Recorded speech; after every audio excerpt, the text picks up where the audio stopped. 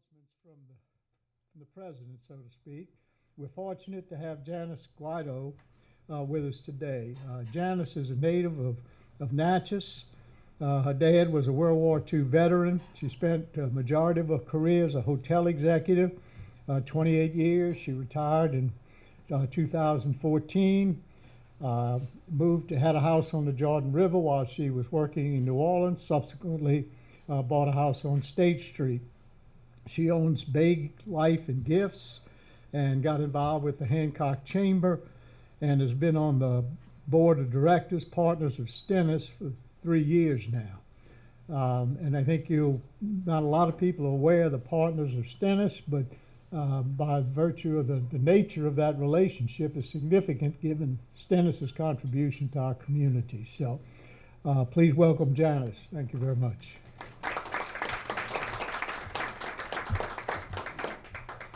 Hello, everybody. What a great organization you have here. I was proud to join it a couple of months ago.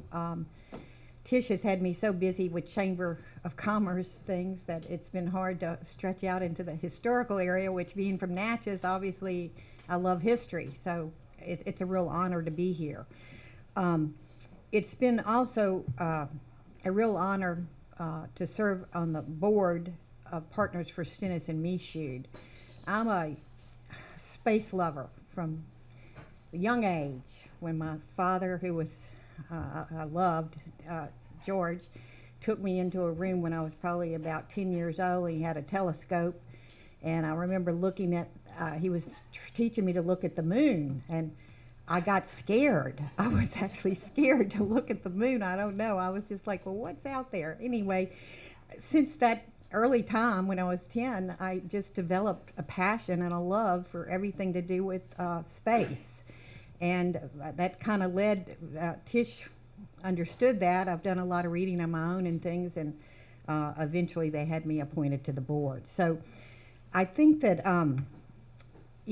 one thing that I've been asked a lot as a member of the board is, why do we care about Stennis and Michoud today? What's so important about all this money and things we're spending out there? And really, it's really important that we all understand that everything we're doing out there at Stennis, as well as the 9 other NASA bases across the country, there's 10 in total, is focused on the national security efforts of our country.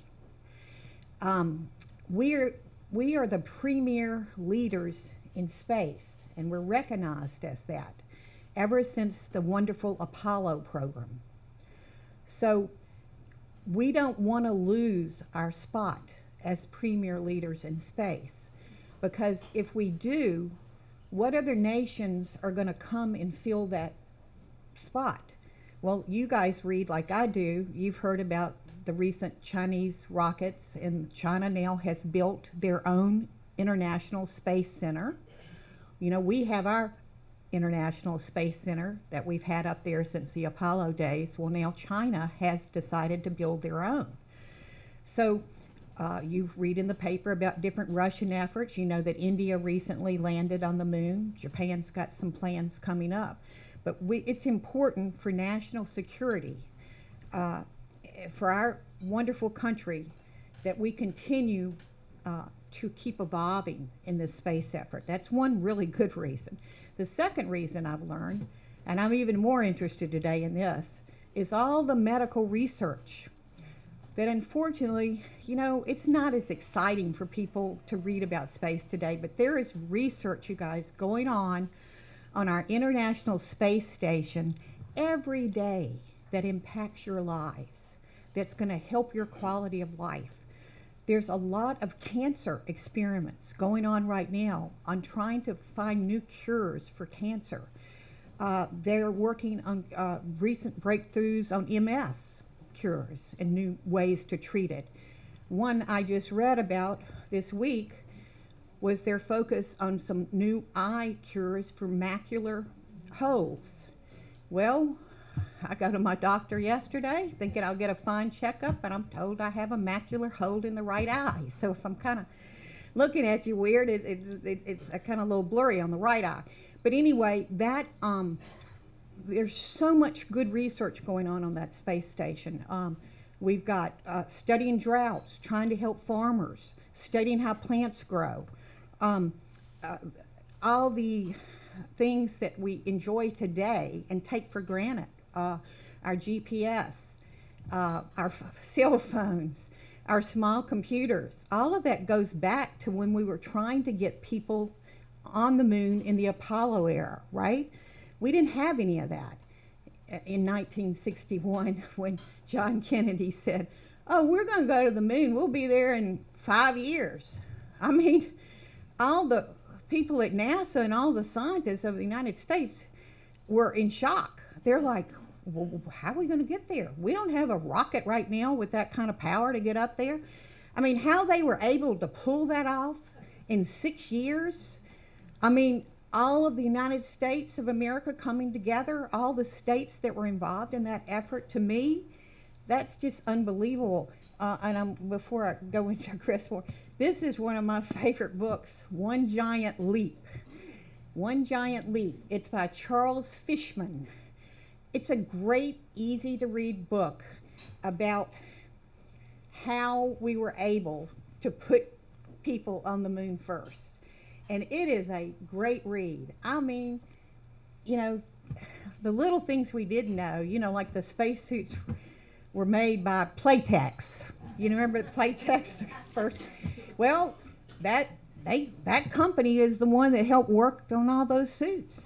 The ladies that from Boston, the MIT Center, that were seamstresses, that also worked at Playtex and another company, Singer.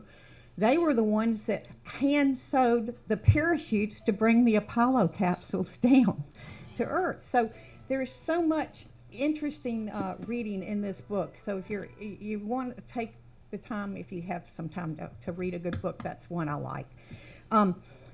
The Stennis Center itself, I know we just had a recent article. I'm glad y'all stay in touch with all of this, thanks to your good writer right here, Mr. Keating.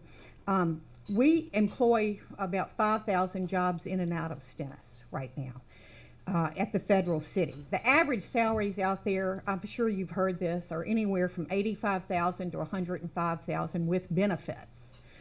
So there's a lot of scientists and engineers and consultants that come in and out of town. You know the names. You know NASA's been out there forever. Lockheed Martin, Raytheon, Aerospace, Rocketdyne, the U.S. Navy complex that Chris and I were talking about. It's huge. There's 2,600 people working at the naval complex, which includes at the Navy complex in Navicino, all the weather for our entire fleet of Navy ships comes out of Mississippi, out of Stennis, Mississippi, which most of you hopefully have heard that, but that's an important fact to know. They do a lot of important things out there, the Navy does. They're measuring the ocean floors, as he mentioned. You know, only 23% of the ocean floors have been really measured and mapped. There's a lot more to do on that. The buoy systems, you know, there's 250 plus buoys from the National Data Buoy System out at Stennis, and they watch the weather for the entire world. And honestly, it's not just for our own Navy ships. They share that with merchant ships, right? Because there's so much merchant trade going on everywhere. So there's so many different things going out there. Chris and I were just having that conversation. A lot of people don't realize it's not just space focused.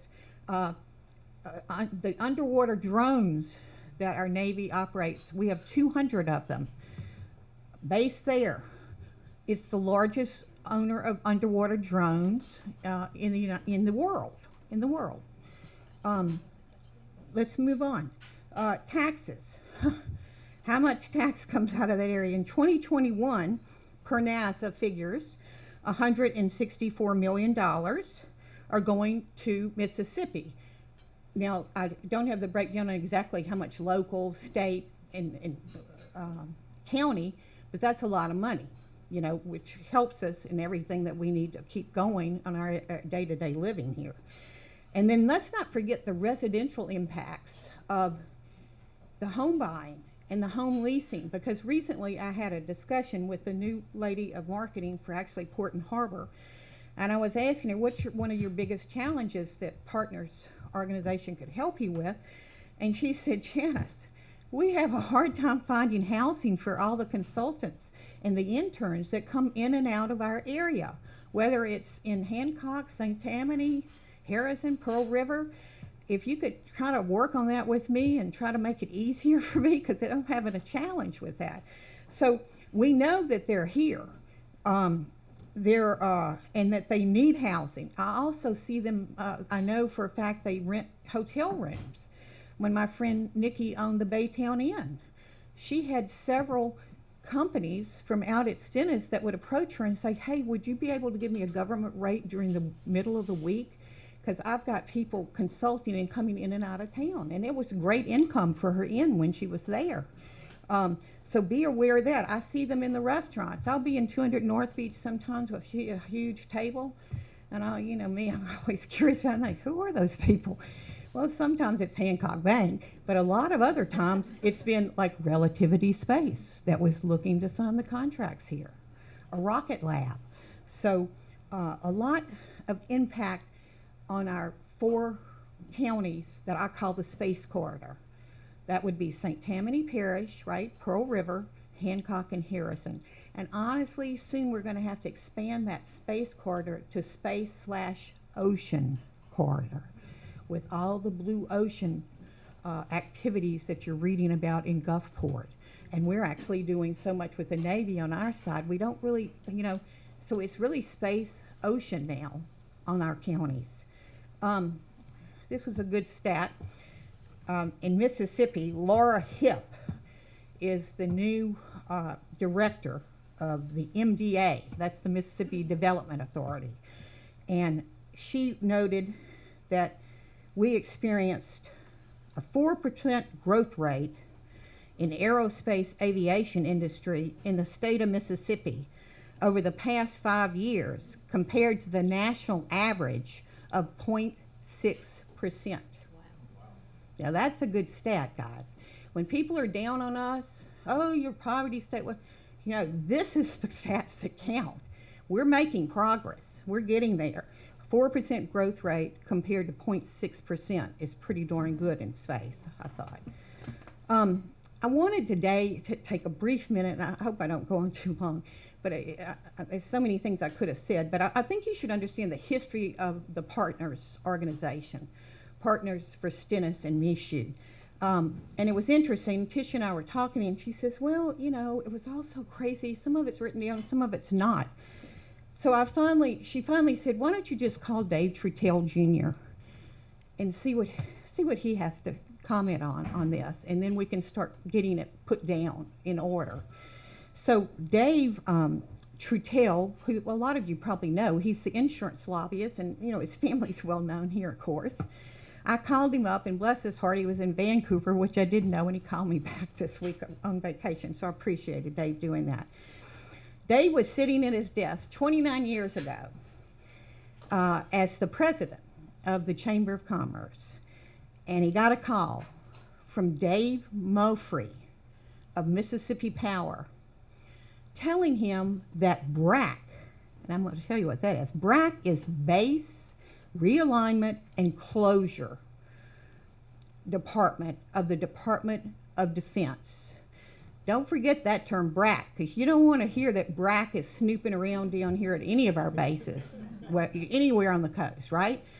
BRAC, that's the term they use. Well, it's the base closure people that go around looking to save money for the Department of Defense. So anyway, he gets this call from Mississippi Power, who had somehow gotten wind that this was going on, and that was for the 1995 closures that they were working on. And Dave immediately goes, we can't let that happen. We need Stennis and the military and everybody out in our county. We don't want to lose that. So he got on the phone and started calling a lot of his friends. No partners type grassroots organization existed in those days. uh, at all. So he he had to sit down and put a whole little group together. And he, on the phone, gave me certain things. He said, please don't forget to mention these names, Janice. So I want to make sure I get them back. So he started, Mississippi Power was really helping us, but he started reaching out to the chamber director, Cindy Noblock. Y'all know Gary. She was the executive director of the chamber in those days. And they made a list of all their key contacts in Washington, at the MDA in Jackson, Slidell. They reached out to Slidell to Irma Cry, C-R-Y. I heard her name. I didn't realize at one point in time she was parish president of St. Tammany Parish. To New Orleans, to Mayor Landry, and in Harrison, of course, the Hancock Bank president, George Slogel. And they, of course, in those days, we had strong membership in Congress. We had Thad Cochran, we had Senator Lott, and we had Gene Taylor all there. So all of these people kind of got together and they had a lunch at the Southern Club in Gulfport. It was a regional effort, right? They all gathered with us and said, okay, we can't let this happen. So they made a plan, and Mississippi Power was so on it, they used the Mississippi Power jet somehow to fly key delegates up to D.C. To meet one-on-one with all the different key players up there that were trying to do this, and they went very prepared. And they took a positive approach. They went up there, they said, not trying to just stop them from closing. They wanted to talk about what we could add there, what properties existed there, what other buildings we had that we could lease to. So I think that that was a fabulous effort. And they obviously, because we're here today, were successful in this effort. And he did give some thanks. He said in those days, just like today, the NASA director, you can't get politically involved, but the fellow that was behind the scenes that was pulling for them in those days was Director Estes, and another administrator there called Glacier. And when the effort was successful, he sent word to Dave Trutell, please do not disband this organization. Other things could come at us in the future. Please keep the organization that you put together, this grassroots organization, together. And so that's how we are still together today. And over the years, just FYI, they made another attempt. BRAC came back in 2005. Now, they've been quiet since 2005. Came back in 2005, and that was when Chuck Benvenuti, who you all know, was active in the chamber, and Tish was here by then. So they had to start this whole, at least we had the grassroots effort, but they knew how to do it, what to do, what had to be done, and they stopped them again from taking anything away in 2005.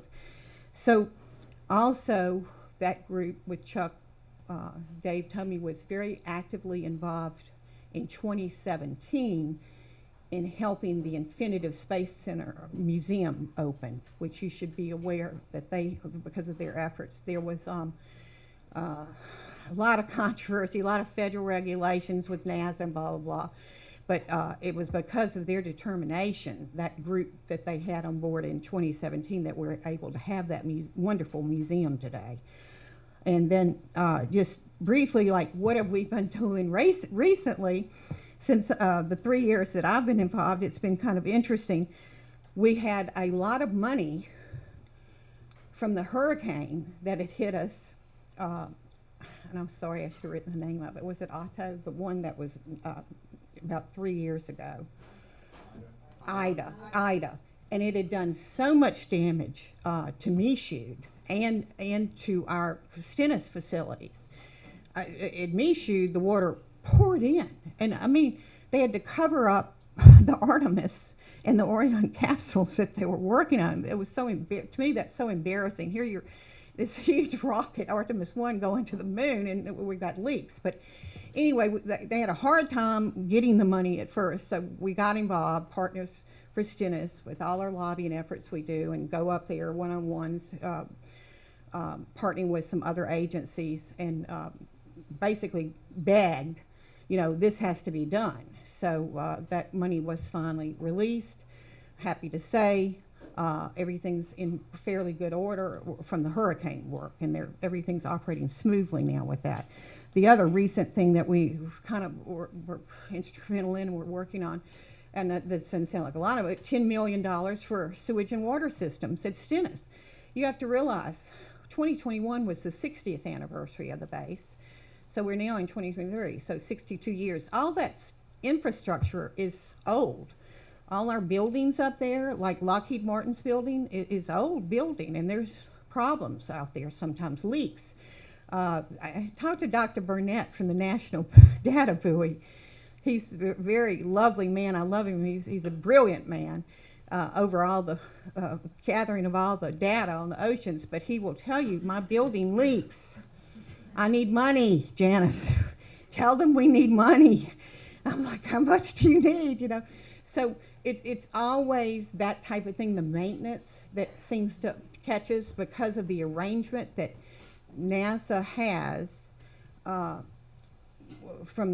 with the federal government. Their budgeting is supposed to be focused on the mission, on the actual space efforts. So it's kind of leaves a limbo situation sometimes for maintaining buildings that are, in our case, 62-year-old buildings. So that's a big challenge right now that partners, we're kind of working on that along with other agencies in the state. How can we figure out how to address that?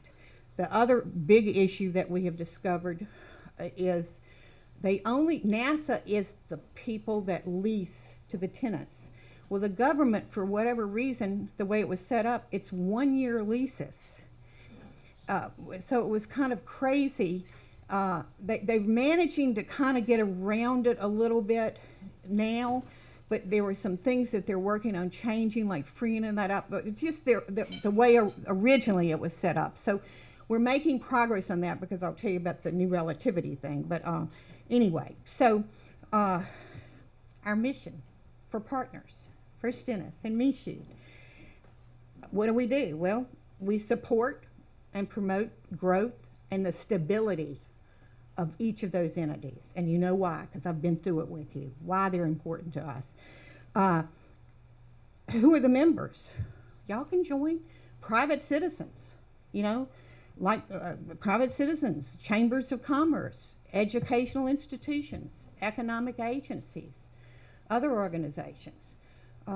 It's an important organization to support, or to at least be in the know of, and what's going on in our corridor on the space efforts. Dave Trudell's, one of the last things he said to me, Janice, he said, just tell them that we need this organization to always be on watch and be ever ready for the next challenge to our assets of people on the Gulf Coast, because our assets in space and ocean are deep, and they're they're the future of our children, he said. And I agree with Dave. So I'll just, one quick thing, we're running out of time. January is our Capitol Day in Jackson. We go up there and do one-on-ones with state legislatures. March, we do a center update, which any of y'all could come and pay to come in March. All of this is online. In May, we join Citizens for Space and do calls with the national legislatures. This past year, we did 371 calls with a group called Citizens for Space. So we partner with other organizations to reach everybody and keep NASA's budget strong. I'll end with, quickly, three good positive things just happened. Relativity Space, you may not have read about it, based in California, signed a contract September 23rd. They're the 3D rocket maker, right? 3D rockets. 500 jobs promised within the next 5 years out at Stennis. This is a big deal, guys. Read a little bit more on Relativity Space. I don't have time to go into it now. Please be aware, Rocket Lab, another new tenant out there. They just announced. They do launch services. They make rockets. They make satellites. They have said that they'll be the first private company to go to Venus with a ship and land on Venus. They've got 75 new jobs. They're actually hiring now. So if you know any young engineers or tech people that are coming into town, to remind them, people out there are hiring, okay? Our event that we're doing as the Partners for Stennis is doing an event November the 11th. I want to make a quick announcement. November 11th. Mark your calendars. Thank you. Historic Society is going to participate. It'll be from noon to 5. It's Veterans Day. Yes, why Veterans Day? Well, there's 50 companies involved that we were inviting to be out here to celebrate Stennis, so we had to kind of go by a lot of different schedules. We're going to honor the veterans. We have a flyover scheduled at noon. We have flag salutes. We have ROTCs here. We'll invite the veterans to be at a table. We've already got commitments from probably, I have to add them all up, close to 38 booths will be here. It includes also other people like Hancock Library, Infinity Space Center, a lot of children's activities. Bring your children, bring your college-age people, because we've told the people from Stennis we want them to be able to talk to people about future jobs there, as well as internships, which a lot of people ask me about constantly. How can I go work out there? So those people will be there on that day, the 11th, and able to chat, okay, from noon to 5. And thank you, Beverly and Brian, for helping to be the representatives for that committee that we're on. We're very excited about it. I think you're going to have please join us. There'll be more to come on that. If you want more on that, just go to the Partners for Space website, and it'll tell you about if you want to have a booth or want to attend, or any details on it will be there. And I'm sorry it went so long, but it was hard to condense it. Thank you so much. Yeah. My book. Thank you for having me. Oh, a question? Sure.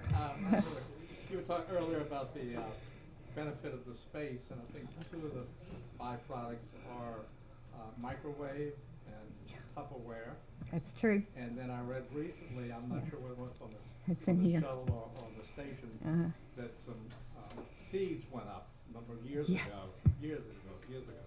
And now they've planted these forests, trees, all over the country, and they're monitoring the growth of them after the seeds have been in space. Yes. There's so much I could go into so much detail on that. Velcro, yes, and all of that is in this book. I'm telling you. Yes, there's much more we could say. So keep doing your own research on your own, and maybe I'll come back another time. Thank you. Thank